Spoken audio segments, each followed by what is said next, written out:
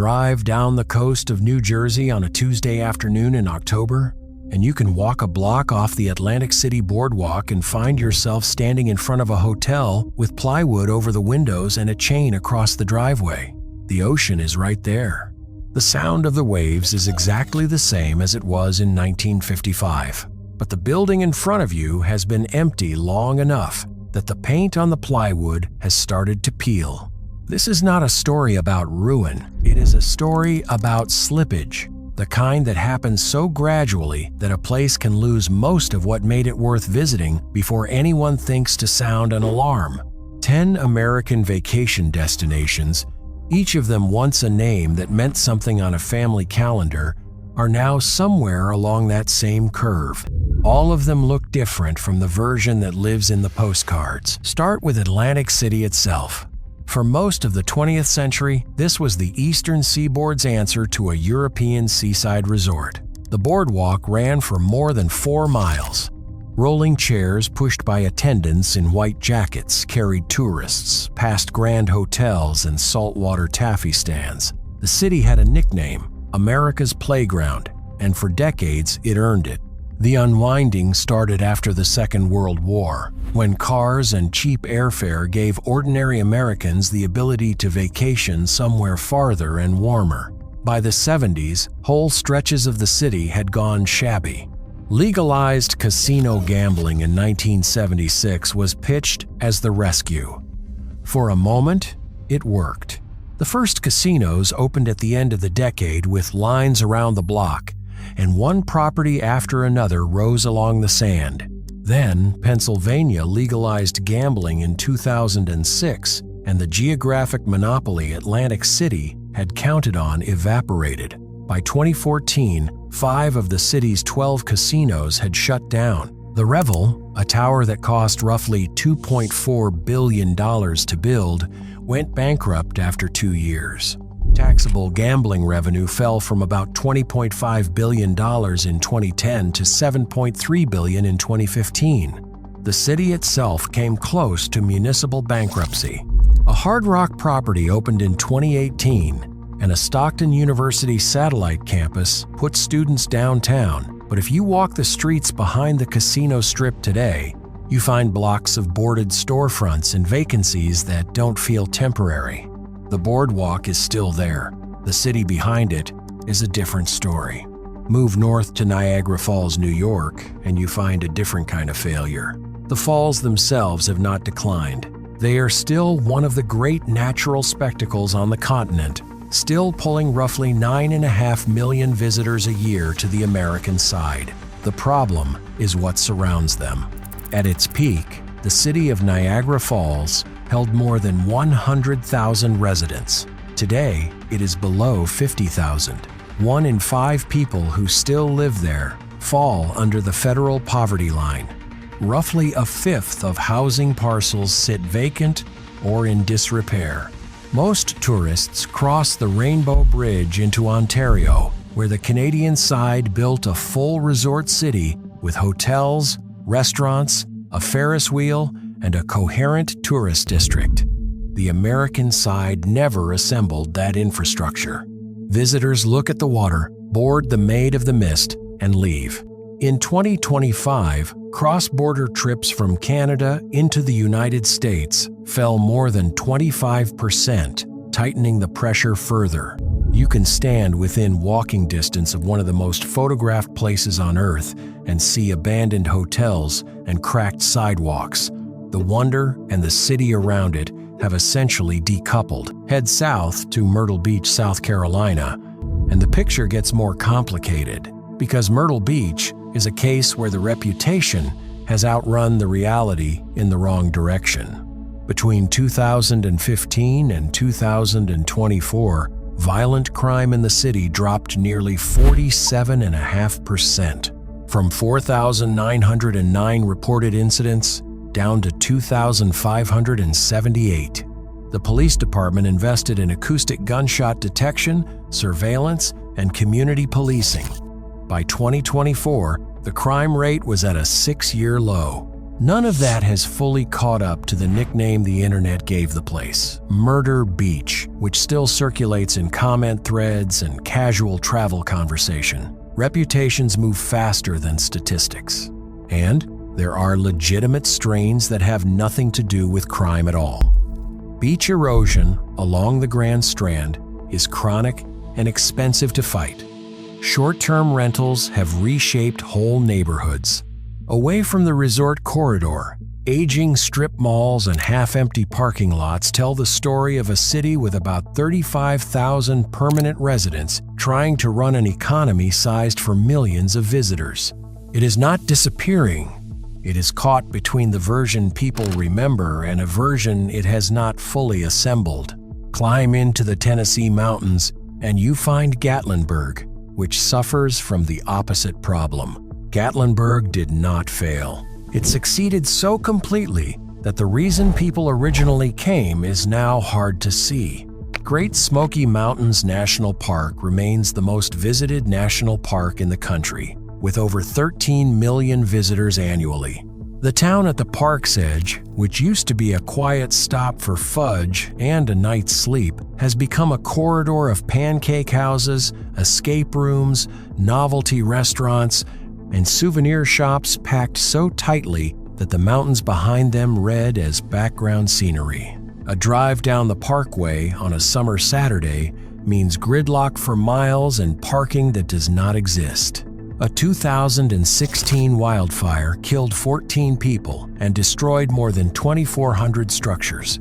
The town rebuilt with genuine resilience, but it rebuilt in the same direction: more attractions, more traffic, more density. By 2025, tourism tax numbers had gone flat, with Pigeon Forge officials calling flat the new good and attributing softness to economic pressure on middle-income families. The peaks have not changed. The town in front of them barely resembles what it used to be. Then there is Las Vegas, which spent 2025 discovering that a growth machine can run backward. The Las Vegas Convention and Visitors Authority recorded 38.5 million visitors for the year. That is the lowest annual total since 2010 outside of the pandemic years. Overall visitation fell about 7.5% in 12 months. Hotel occupancy dropped to 80.3%. Some of that was external. Canadian arrivals fell roughly 20% as diplomatic friction rerouted Canadian travel. Airline capacity between Las Vegas and Canadian cities dropped by about 35%, its lowest reading since 2006. But the deeper story is one Las Vegas built for itself. Resort fees layered $30 to $60 per night onto rooms that were already climbing. Parking, once free at every major property, now costs money almost everywhere on the Strip. Buffets, which once let ordinary visitors feel like royalty for a weekend, largely disappeared, replaced by celebrity chef restaurants at celebrity chef prices. A gambler who used to arrive with $300 and have a good weekend now watches most of that money vanish into fees before ever reaching a table. In September 2025, the city ran its first citywide promotional sale, a discount campaign aimed at winning back the visitor it had spent a decade pricing out. A city whose entire identity is built on the promise that the good times never stop had to advertise a sale. Cross into the Ozarks and Branson, Missouri tells a related story about a formula running out of runway. Branson set a record of about 10.2 million visitors in 2022. Country music theaters, Silver Dollar City, family-priced entertainment, it all held together for a town of roughly 12,000 permanent residents. By 2024, annual tourism tax revenue was down 2.5%, ending a long run of consecutive records. Theater revenue, historically the strongest category and the core of Branson's brand, fell 9.9% for the year. In January 2025, the city's 1% sales tax collection came in 11.5% below January of the year before. The underlying issue is demographic. The core Branson visitor is drawn from within a 300-mile radius and skews older. As that audience ages and the next generation shows less appetite for live country music theater, the 46 theaters that defined the town for decades are finding that their audiences are not being replaced at the rate they are aging out. There is also the off-season, which rarely appears in the brochures. When tourism slows in winter, Branson essentially closes. Local food banks that serve about 100 households a day during summer see that number climb toward 150 in the colder months. The city faces low wages, seasonal unemployment, no reliable public transit, and a shortage of roughly 1,300 affordable housing units. One community leader described it as a perfect storm of tourism and poverty, a place that looks prosperous in July and hollow in January. Down in Florida, Miami Beach is fighting a slower and more literal kind of decline. The Art Deco district and the turquoise water still photograph beautifully, but 2025 brought a sharp fall in Canadian arrivals, with drops ranging from 13 to 21% depending on the month, and Florida overall saw Canadian visitation fall about 15.5% through the first 3 quarters of the year. South Beach imposed a midnight curfew and beach alcohol restrictions in response to years of increasingly volatile spring break weekends, which in turn frustrated the nightlife economy that depends on late-night spending. And then there is the water itself. Parts of South Beach flood at high tide on sunny days, an inversion so routine that residents call it sunny day flooding. The city has committed hundreds of millions of dollars to raised roadways and issued more than $1.5 billion in bonds for sea level adaptation. Engineers project decades of infrastructure elevation ahead, which will reshape the visitor experience the entire time it happens. A city whose brand depends on effortless glamour is now openly managing a shoreline that is slowly moving inland. Out in the red rock country of northern Arizona, Sedona is showing what happens when a place succeeds beyond what it was ever designed to hold. The town has fewer than 10,000 permanent residents. It draws more than 3 million visitors per year. That is roughly 300 visitors for every resident. On peak weekends, trailheads at Cathedral Rock and Bell Rock fill before sunrise. Roads through the Red Rocks gridlock by mid-morning. The Forest Service now runs a parking reservation system at the most overwhelmed sites because the alternative was people abandoning cars on highway shoulders and hiking in through traffic. Short-term rentals have absorbed roughly 12% of Sedona's housing stock. The workers who staff the hotels and restaurants increasingly commute from Cottonwood or Camp Verde half an hour away because they can no longer live in the town they support. A 2022 resident survey found that 80% of respondents wanted the city to focus on managing existing tourism rather than growing it further. The residents were, in effect, asking for their town back.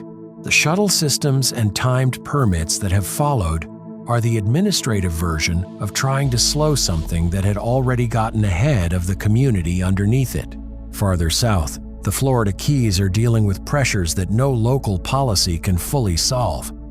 Hurricane Irma in 2017 destroyed or severely damaged tens of thousands of structures across the island chain. Reconstruction drove property values and rents so high that teachers, restaurant workers, and service employees who work in Key West now regularly commute from as far away as Homestead on the mainland, a round trip of more than 80 miles. The reef that made the Keys famous is under harder pressure than the housing market. Florida's coral reef, part of the 3rd largest barrier reef system in the world, has lost more than 90% of its coral cover since the 1970s, driven by warming water, disease, and water quality problems. During the 2023 marine heat wave, water temperatures in Florida Bay reached around 100 degrees Fahrenheit, likely a record for ocean water anywhere, triggering mass bleaching that erased years of recovery. Visitors who come specifically for the reef are looking at something significantly different from what the guidebooks describe. The economics have shifted too.